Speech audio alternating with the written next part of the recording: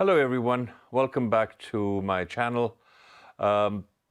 Just a quick disclosure, I am a Lumix Global Ambassador, so I do have certain biases and just want to do a full disclosure that you will see me referencing and talking about Lumix products more than anything else, so be aware of that.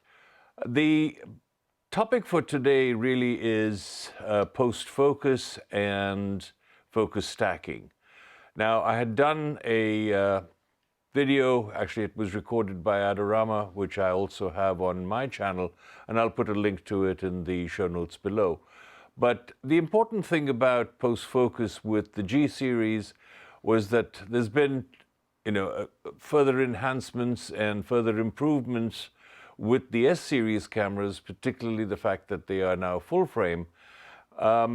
The post-focus concept fundamentally remains the same, but I've been asked a number of questions as to how does post-focus work?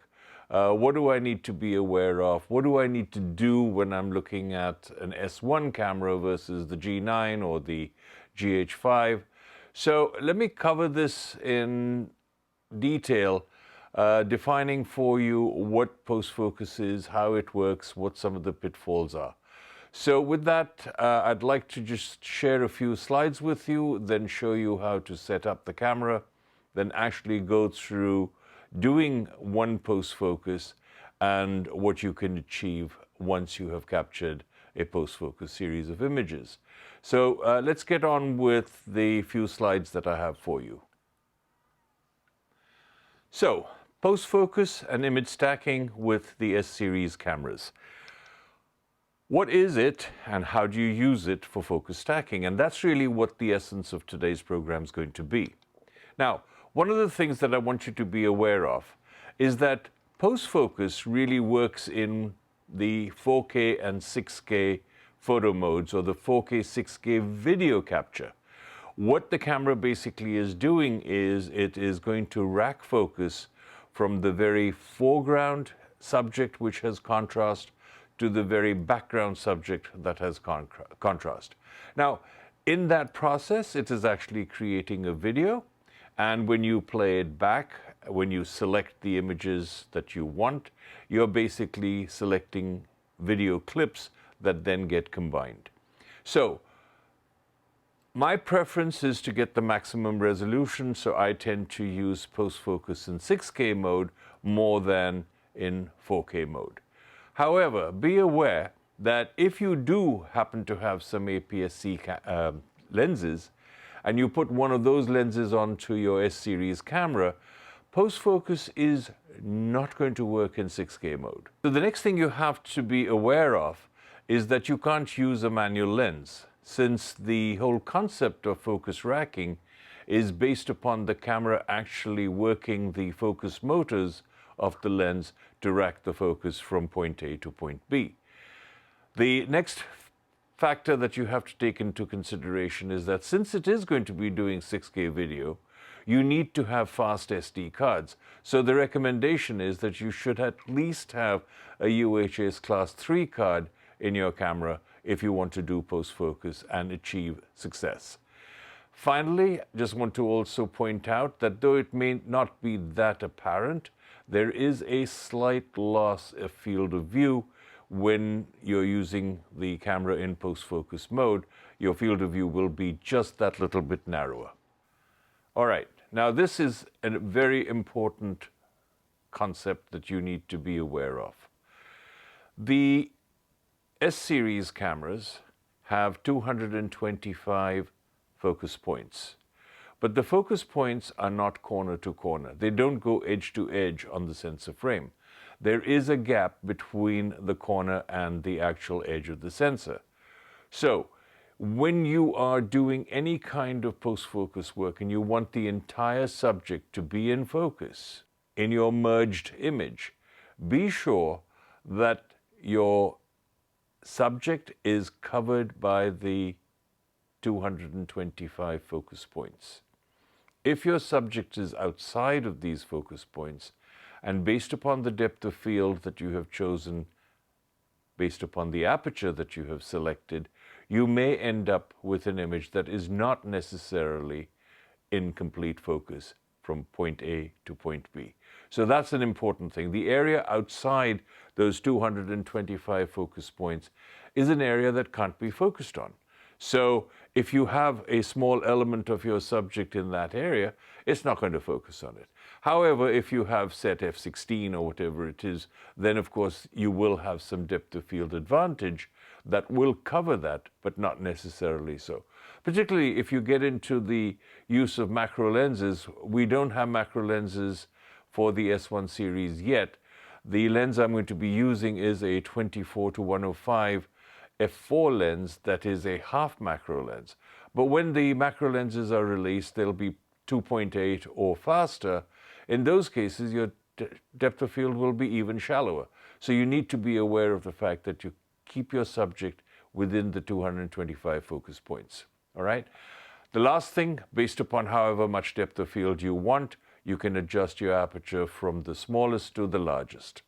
If you are looking to create images with very, very soft backgrounds, then definitely use wider apertures so you have shallower depth of field.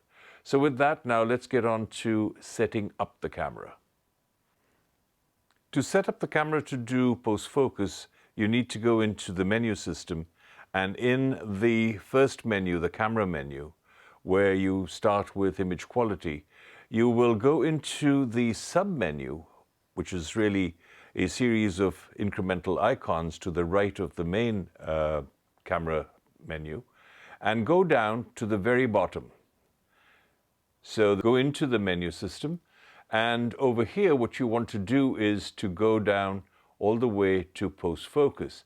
As you can see, it's set for 6K, but if I hit the menu button again, it gives you the option of doing 6K post-focus, 4K post-focus, or turning post-focus off. In the S1 series cameras, if you have the setting at 6 or 4K post-focus, every image that you take will be post-focused.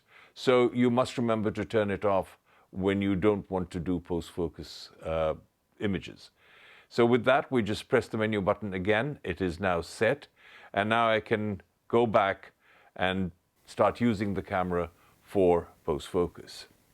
Now, in order to demonstrate this, what I've got is really I'm using two cameras.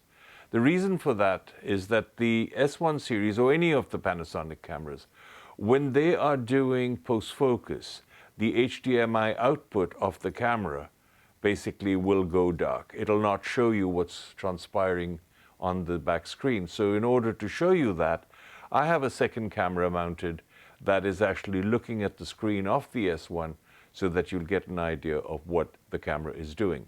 I will do a subsequent video that'll show you the entire setup so that you get an understanding of how this was created. Very quickly, let me just show you the setup. I have a Panasonic Lumix S1R with a 24-105 lens f4 mounted on a long rail with the G9 25mm lens looking at the screen of the S1R. That's basically, as I had said, I need to show it this way because the HDMI output does not work during post-focus. The long rail is sitting on top of a unique ball head, and that is mounted to a Platypod Max so that I have maneuverability as well as I can position this perfectly the way I want. I'm going to use a remote trigger so that you don't see my hand going through onto the camera, and take a post-focus sequence. So the camera will show that it is recording in post-focus, and what you should look for is a series of green boxes that are going to go across the screen from the foremost foreground subject to the background subject, and then it'll compile the video into a sequence that you can then use for your post-focus work.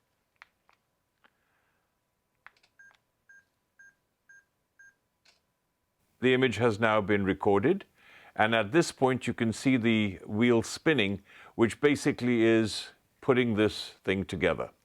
Now, you can see that some of the boxes are in focus, some of them are not in focus. And I have the focus peaking on, so you can see that this particular die is in fact in focus. But if I tap anywhere on the screen on any other subject, then that subject will come into focus. So let's say I tap on this die. Now you can see that that one is in focus. If I go to that one, you can see that that is in focus and the rest have gone out of focus. So fundamentally, we have a series of images that are all available for you to use to compile into a stack. Now, how do we compile this into a stack? Very simple.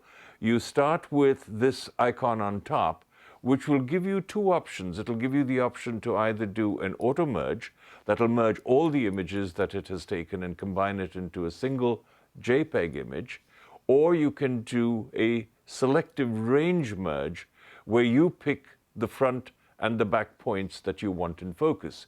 Now, here is the issue. The image that is produced in camera using this concept of post-focus will always be a JPEG image. You can't get a raw image from this post-focus methodology. In order to get a raw file or a series of raw files, you need to do what's known as focus bracketing, and we will cover that in another video in the near future.